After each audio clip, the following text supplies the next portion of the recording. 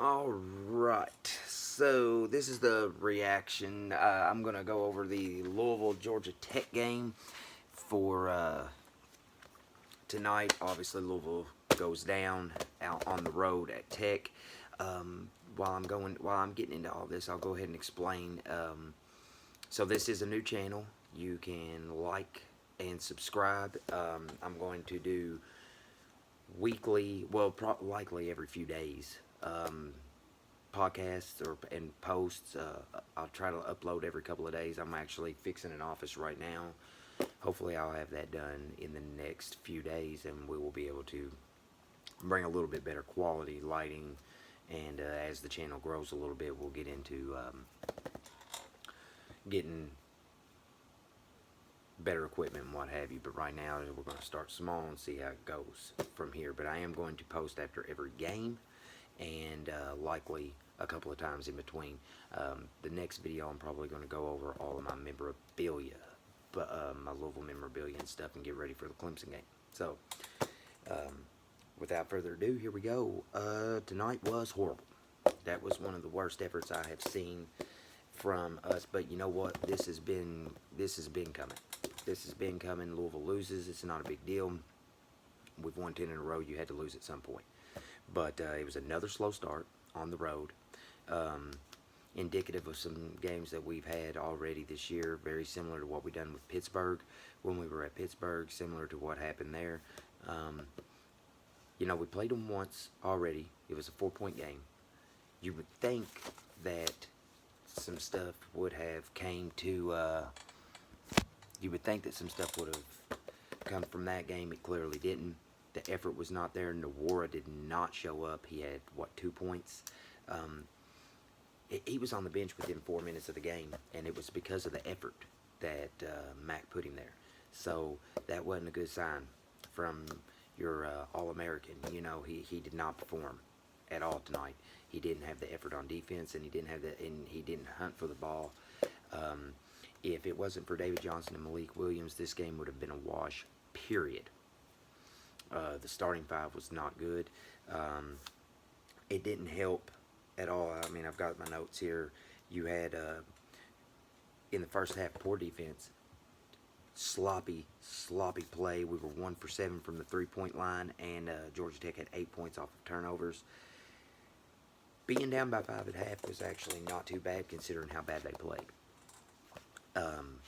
You're in it. It's 31-26. You're in the game. But when we went into the second half, it was more the same thing. Turnovers again. I was pretty aggravated with the way the game was officiated, to be honest with you. I thought that they let Georgia Tech be incredibly physical on the interior, especially with Malik. There were several sequences where he was fouled more than once in just one series, but this right here, you know, was a foul on the other end, which was probably why Georgia Tech was in the double bonus for the majority, I think at least half of the second half, when I know at one point the fouls were 10-4. That does not make up for the fact that Louisville was incredibly sloppy. On the drives, the ball was low. DJ had it knocked out of his hands several times. Nawara had it knocked out of his hands. Fresh, you know, and then you look at the last series, you know, you got a 2-point game and you're bringing the ball down the floor, and Fresh just, you know. Now, had DJ not have had to be the only one to foul with the, you know, the last 40 seconds of the game, I think we would have been set up, because he would have been bringing the ball down the floor and was getting to the hoop. But he wasn't.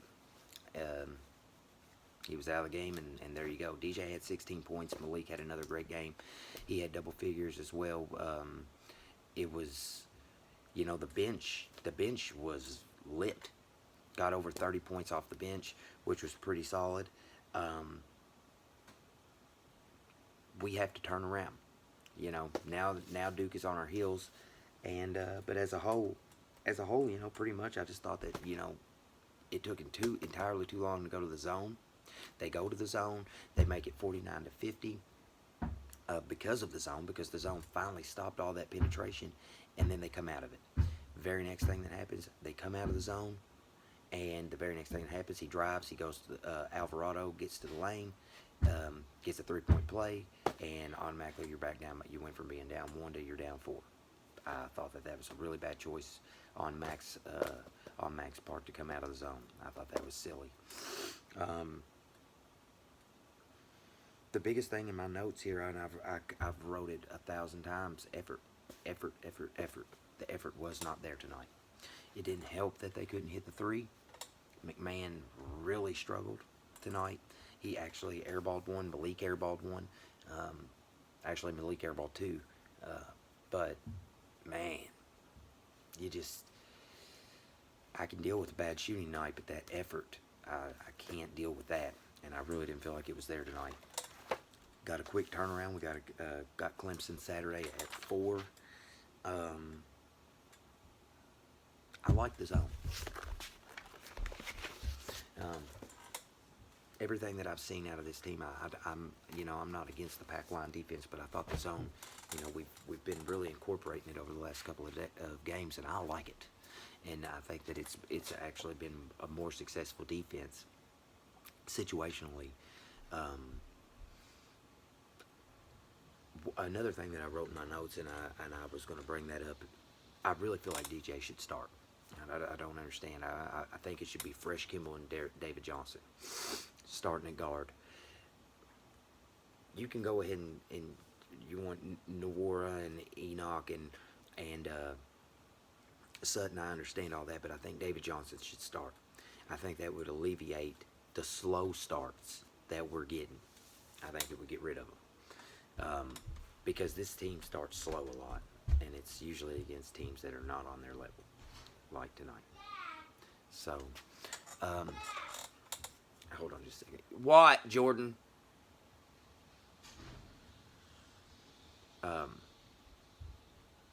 But that's all I got, really. I mean, they lost. We move on. We turn around. We go on. We go to the Clemson game, and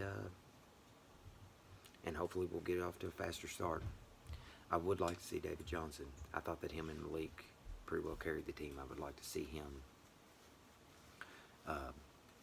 start, and I think that it would help him take off faster.